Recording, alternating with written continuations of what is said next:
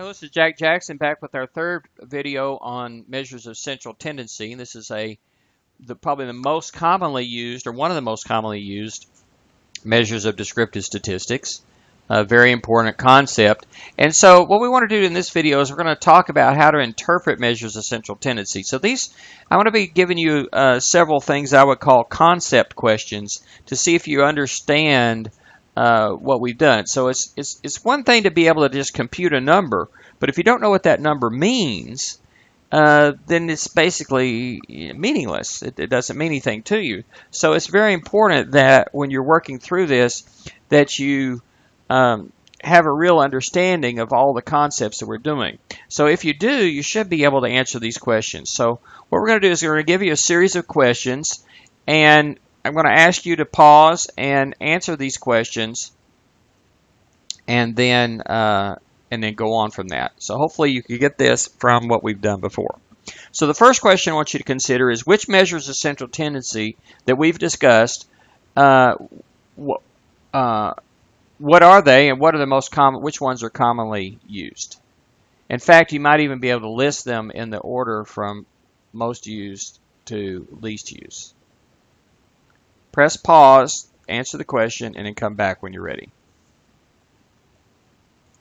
Well, we've discussed the mean, median, mode, mid-range, and mid-quartile, and they are listed there in the order from most commonly used to least commonly used.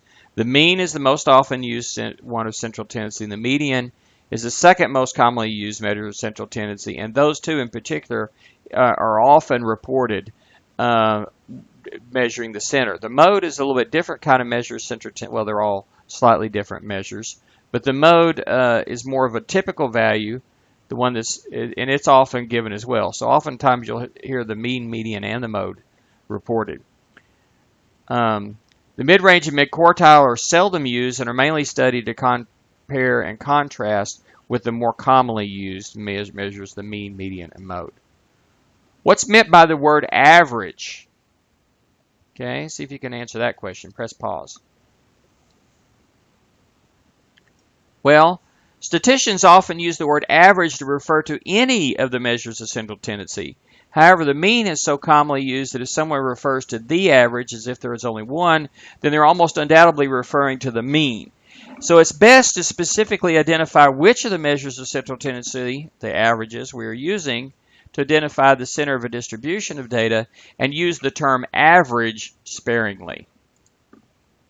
Next question, which of the 5 measures of central tendency absolutely have to be one of the data set values, and which ones could be something that never actually occurs in the data set? See if you can answer that question. Press pause. Well, there's only one that has to be one of the data values, and that's the mode, although it may not exist. So if the mode does exist, it's the only one of the 5 measures that we've studied for central tendency that actually has to be a data value. Now, if we know a little bit more, for example, if there's an odd number of data values, then the median must also be one of the data values. And if there's an even number of data values, the median may or may not be one of the data values.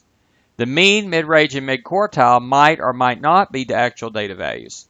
So, for example, the most often average used, the mean, is often a data value that may not and perhaps cannot exist. For example, it might be that a group of people have 2.5 children on average, meaning the mean is 2.5, but no one can have 2.5 children. So it doesn't make sense as an actual data value, but it does make sense in terms of what we mean by the mean. Next question, which of the 4 measures of central tendency, or actually five measures of central tendency, might be closer to the maximum than the minimum? Press pause.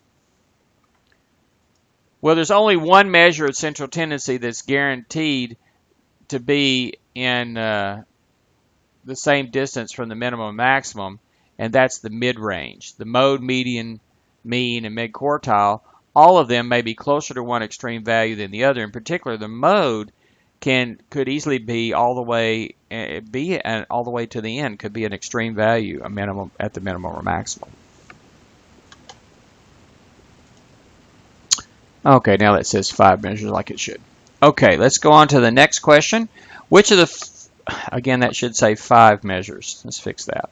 Okay, next question. Which of the 5 measures of central tendency might be at one of the extreme values?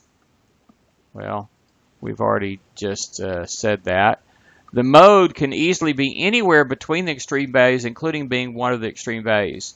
So in this case, this mode is not really a middle or central value, but more of a typical value. However, it's still classified as a measure of central tendency. The mean, median, mid-range, and mid-quartile are usually not at an extreme value. Only in some very highly unusual cases will they be extreme values. So the only way to make the mean and the mid-range one of the extreme values is if all the data values are exactly the same. That would be a very unusual data set. Only when over 3/4 of the data is at one of the extreme values would the mid-quartile be one of the extreme values. So in other words, if at least 3/4 of the data is the minimum value, or 3/4 of the data or more is the maximum value, then you would get the mid-quartile to be that value. If over half of the data value is at one of the extreme values, then the median will be one of the extreme values. So all of those 4 or 3 situations there are extremely rare kinds of situations. So generally speaking, or usually speaking, the mean, median, mid-range, and mid-quartile are usually not extreme values. But the mode, in fact, the mode's usually not one either, but the mode could more easily actually be at one extreme value. Which of the 5 measures of central tendency depend only on the extreme values? Press pause. Well, the mid-range depends only on the extreme values. The mode is the most frequent value, and the mean, median, and the mid-quartile depend at least some extent on all the data values, at least sort of. Which of the 5 measures of central tendency are sensitive to outliers? I sensitive to or highly affected by extreme values. In other words, another way to say this is, suppose we have a data set called data set A. Data set B is exactly the same as data set A, except that we change only one value. So what we got is 2 data sets the same. We're going to change one value. We're going to make the maximum much larger, or similarly take the minimum and make it much smaller. So how will the measures of central tendency be affected by that change? Okay, which ones will have an effect on or a big effect on? Think about that and come back when you have an answer. Press pause now.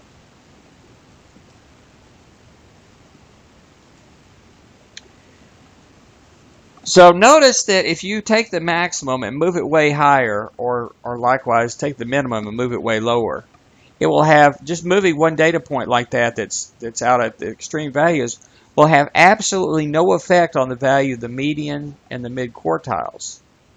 The median and the quartiles, and thus the mid-quartile. So even several outliers or an extreme outlier that's way out there will have no effect on these measures.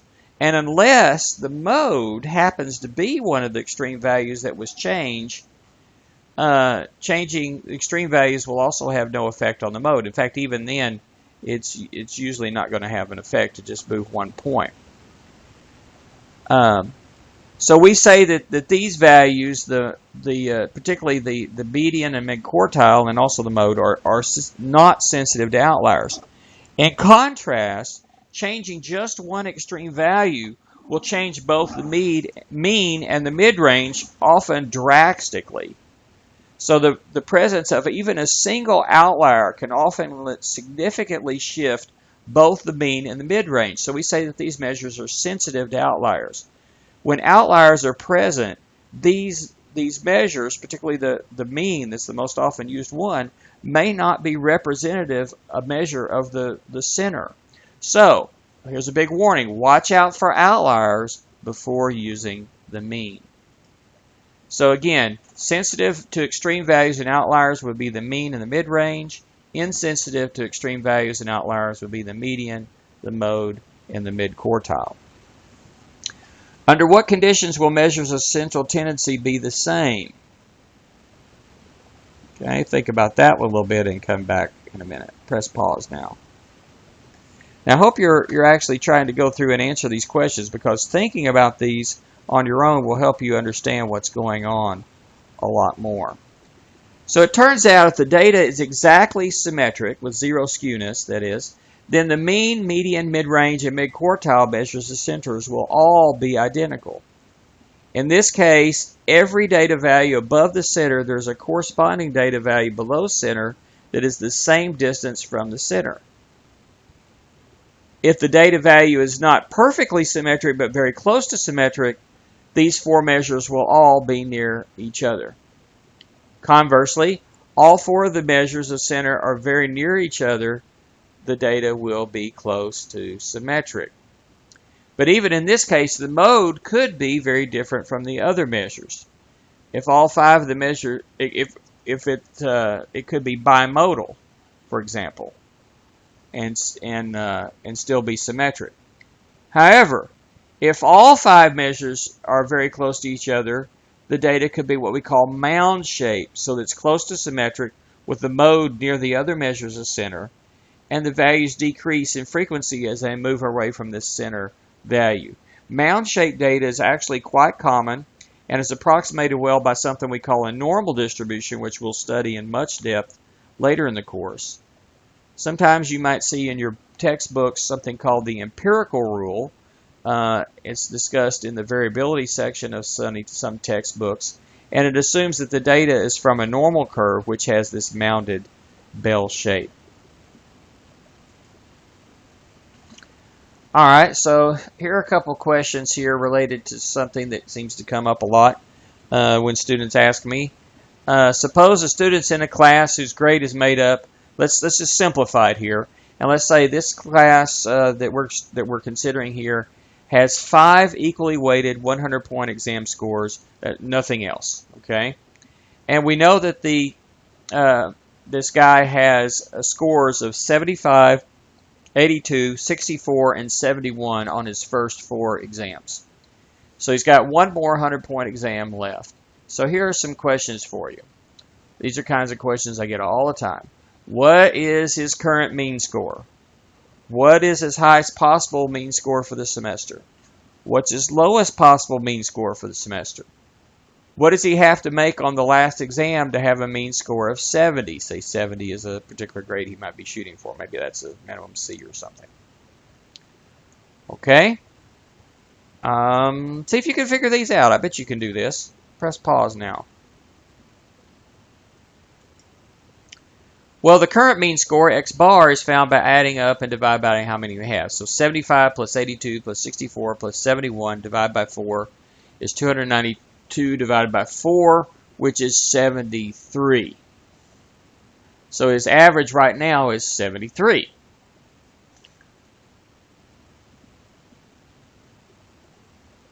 What is the highest possible mean score? Well, the highest possible is he's got his 292 points so far. And if he got 100% on the last, which would be 100 points, he would have 392 points. This time divided by 5, which is a 78.4. So the best he could do for the semester is a 78.4. What's the lowest possible thing he could do for the semester? Well, the lowest he could do is get 0 on the last test, but he's already earned 292 points. Divided by 5 is 58.4. So he's guaranteed at this point to have a grade somewhere between 58.4 and 78.4. Of course, he'd like to get something in the 70s, let's say, so he wants to get at least a 70. Well, there are a couple ways to think of this. One is to do it this way. We have 292 points so far. If he adds X points for the last one and divides by 5, he wants that to be 70. So if we'll multiply by both sides by 5, we have 292 plus X is 350, and subtract 292, we get X equals 58. So some pretty basic Algebra 1 solving equations there gets us that X equals 58. But I want you to think of this another way. Here's another way to think of this. I think it helps understand what's meant by the mean.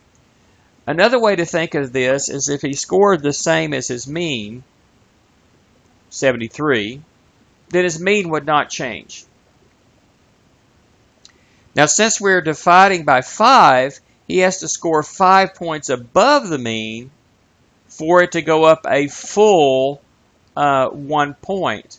So to go up from a 73 average to bring it up 1 point to 74, he has to actually go 5 points up. He would have to make a 78 to bring it up 5 points. Okay. Similarly, to lower it 1 point, he'd have to make 5 points below. So here he is at 73. He says, well, what if I were to lower my score by 3 points? Then to do that would require him to score 15 points lower than his current mean. 73 minus 15 is 58, which again is another way to get at that same answer that we just did using algebra. So either way of computing that, we see that a score of 58 would result in a semester mean of exactly 70. Now, if he benefits from the round off, you might see what would get him to at least 69.5. Notice lowering one more every time he lowers his average 1 point. He's going to lowers his overall score 1 point. It's going to lower his average by 1/5 of a point. Okay, so he could probably, if he could benefit from a round off there, he could even score maybe a couple points lower than that and still round off to 70. Okay, how about another question that's similar to that one? Suppose a student currently has a mean score of 75% and 20% of the course points remain. So let's say maybe the final exam is, your instructor says its final exam is 20% of the course points, and your average going into the final is 75%.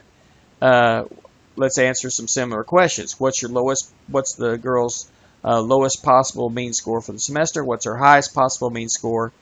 And what does her mean score on the remainder of the semester? Let's say if that's just the final exam. What does it need to lower a grade to 69%? Let's say that's of something we're interested in.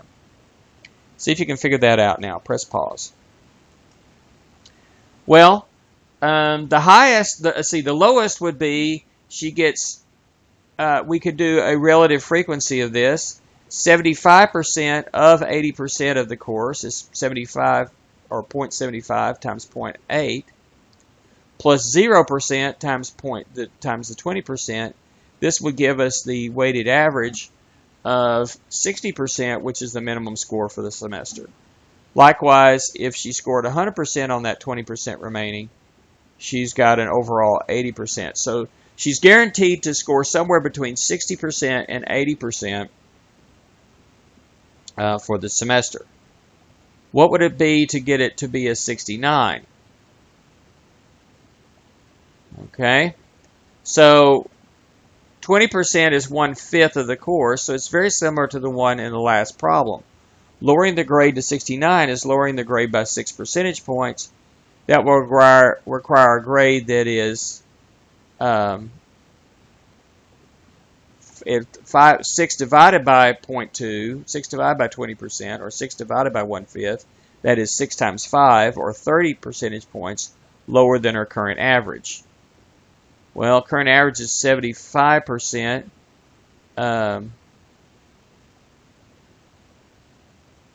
So if the mean score is 45%, then the average will be lowered to 69%. So let's check that. So 75% times 0.8, okay, plus 45% times 0.2 equals 69%. And if you don't like that as much, we can also do the same thing using some basic algebra here. So basically 0.75 times 0.8 plus x times 0.2 is got to be 0.69. 0.75 times 0.8 is 0.6. And of course it's just 0.2x. Subtract 0.6 from both sides, and we get 0.09 here and 0.2x here. Divide by 0.2x, so we get x is 0.09 divided by 0.2, which is 0.45, or 45%, the same thing we got the other way. So whichever way, if you like doing this algebra this way, or you like reasoning out this way, and the proportions, that works as well, either way. All right, a couple more examples here. Suppose that you have a particular distribution of data in a sample. Think of a dot plot of the data with various measures of central tendency marked on the plot. We've looked at this in a few of the examples. Okay, here are the questions. Under what conditions will moving 1 point change the mean? Under what conditions will moving 1 point change the median? Under what conditions will moving 1 point change the mode? And under what conditions will moving 1 point change the mid-range? See if you can answer that. Press pause now.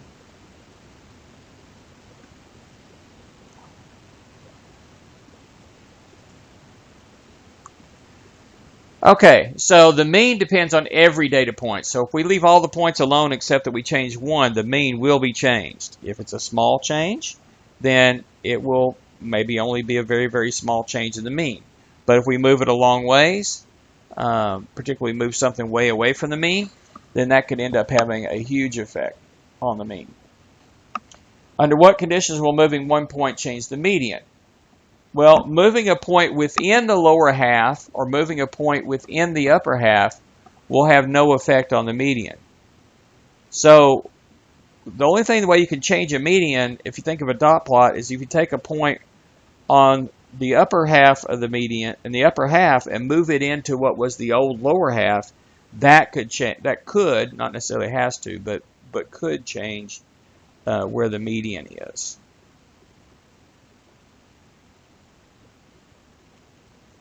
Okay. Under what conditions will moving 1 point change the mode?